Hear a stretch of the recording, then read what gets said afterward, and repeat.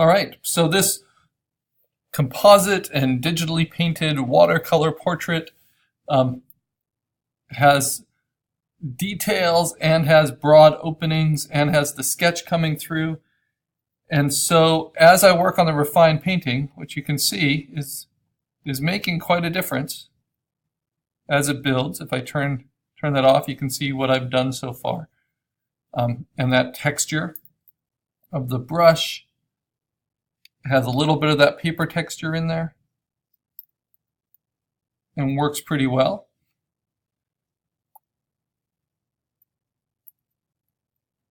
And as long as I can keep kind of overlapping the colors and the types of effects I'm looking for, it should work pretty well.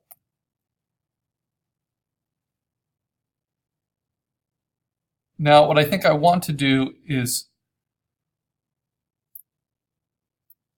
a less refined painting layer. So I'm going to call this just the underpainting.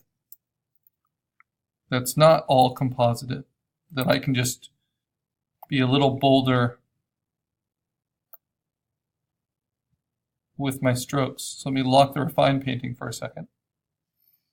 And then fix some of these gaps, put in some of these big shadows.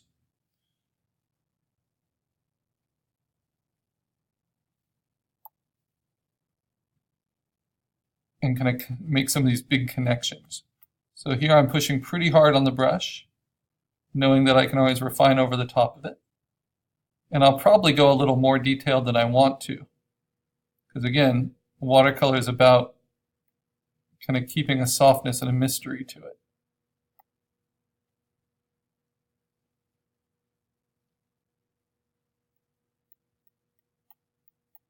Basically, there's some places I think I might want a crisper edge than I have right now.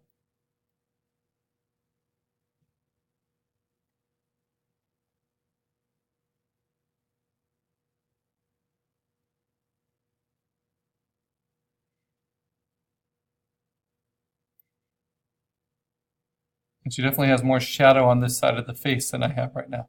But I don't know that that's always something I definitely want to imitate, just because it's in the photo reference doesn't mean it's what's best for the portrait. And I'm a little bit more inspired by kind of the openness of the coloring here and almost the accidental quality of it. She is more, or she is lighter in the nape of her neck than I have. So I do that with my underpainting a little bit and just have it kind of run behind. Soften that out.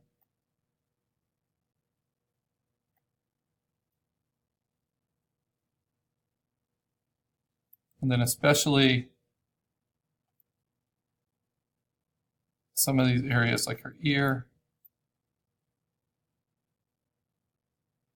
It's so interesting for watercolor painters that when you do it digitally, you can paint lighter. It's just not something that's in the vocabulary of watercolor painters, that they can lighten what they've done. So it takes a little getting used to, I think. At least for me. But it's a welcome addition. I can also steal colors directly from my reference material.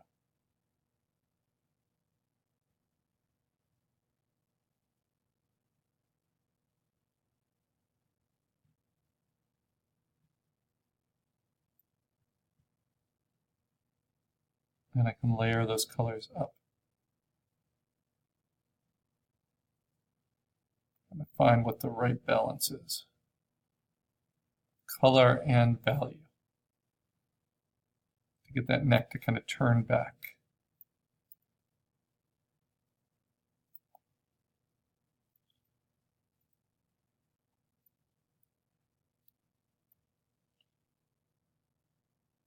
Now, the reason I think watercolor digital painting is challenging is because they're very different types of art forms. Whereas watercolor is a much more a reactive and spontaneous art form, digital painting allows for endless changes and modifications. In fact, sometimes the hardest thing with a digital painting is knowing when you're finished, because you can always be making more and more changes. And so it's good to work from a distance whenever possible. The reason I'm doing this underneath my refined painting layer is I don't want to just replace my refined painting without adjusting the underpainting underneath first. So putting some of the lights in her eyes, I can do that underneath my refined painting a little bit better. Let's see, I want to find a nice warm light color.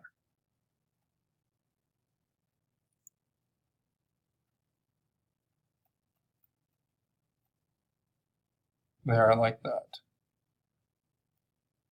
The softness of that comes out nicely. And then I can always bring a highlight into the refined painting layer if I need to.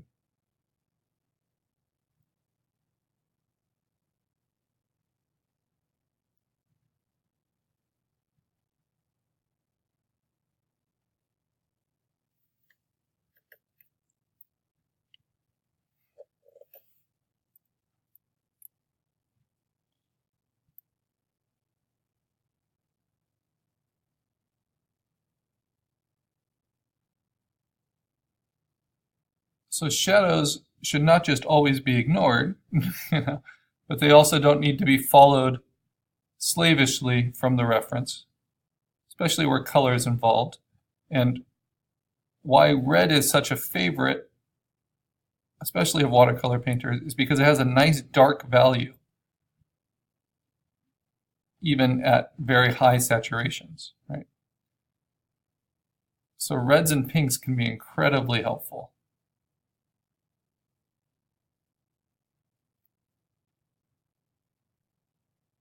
At giving us the tonal illusion we want. Shadows in the right place. It's going to be very dark. Let's see. There we go.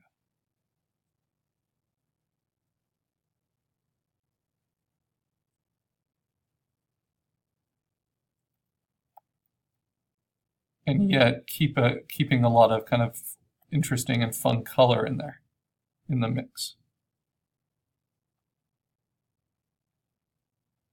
And all the variations you have on lights and cools, or warms and cools, with these colors as well. But watercolor isn't only about saturated color. And it's nice to play with all these chromatic grays as well. And you can get that just by kind of layering complements over each other, like layering a light green over that pink, and it becomes more chromatic. I can also use my eraser, which is at a soft, low opacity, and erase a little bit from my sketch there, where the line's a little too heavy. And I think I've accomplished it largely with the painting. So I'm not erasing my sketch totally away, but I'm softening it quite a bit. Going back to this underpainting where I can just feel a little bit more bold, even though a lot of this underpainting is going to show in the final. It's not all going to get painted over like I did in my last demo. It doesn't feel as detailed. So here is the underpainting that I'm building and the refined painting. And you can see from the navigator, it's working out pretty well. Now, got the ear kind of established. Let's work with some of those colors.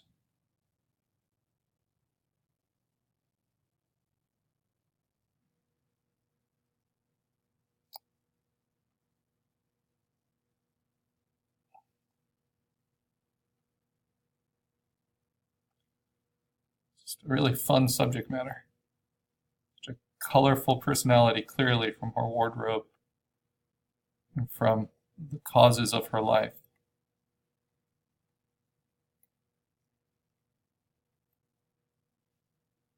So you can see in the composited underpainting here, this is where I had to stretch things quite a bit to get the shape I wanted.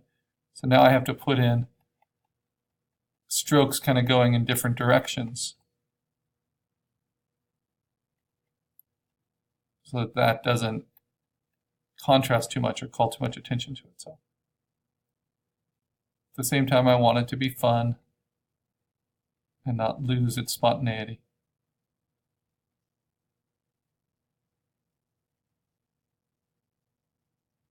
And even though you have this whole rainbow of colors at your disposal, it doesn't mean you can just paint a rainbow everywhere and have it all come together as an image.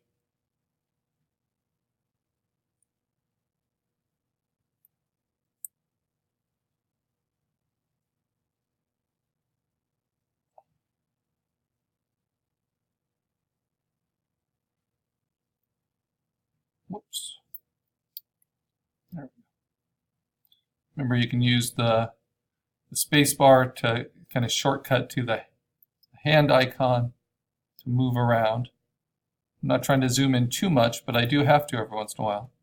And then I can use Command Z and Option Command Z to go backwards, however many steps I think I need. I'm staying on the brush tool the whole time, but I'm using a lot of these shortcut keys like Option to steal colors constantly. And sometimes I want the color, but I also want more variation in lights and darks.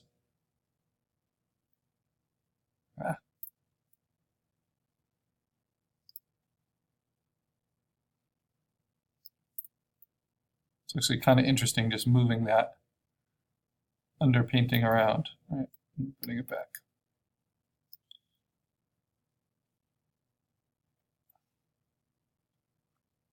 What else can I play with? I don't mind how it's broken up here with the hat. In fact, there's places I'll probably want to erase away or add the color back in, kind of break some of these edges.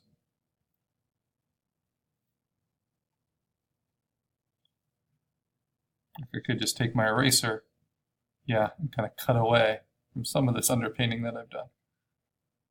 It helps to soften it because I'm using a soft eraser. And helps the composited watercolor texture underneath come through.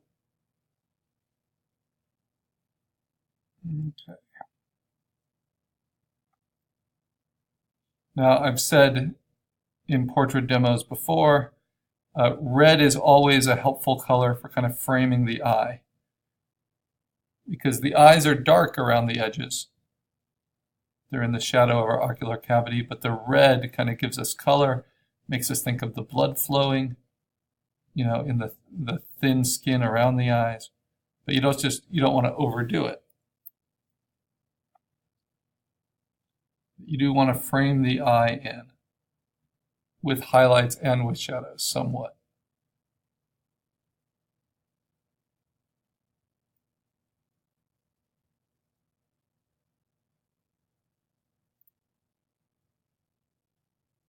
Let's see.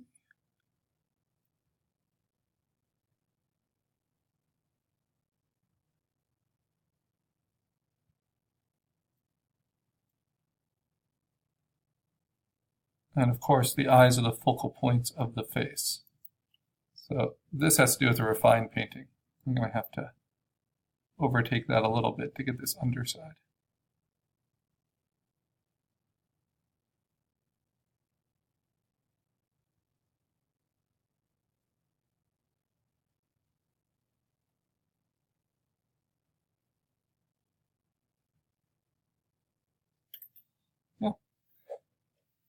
It doesn't feel like I'm doing a dramatic amount, but it's really making a big difference.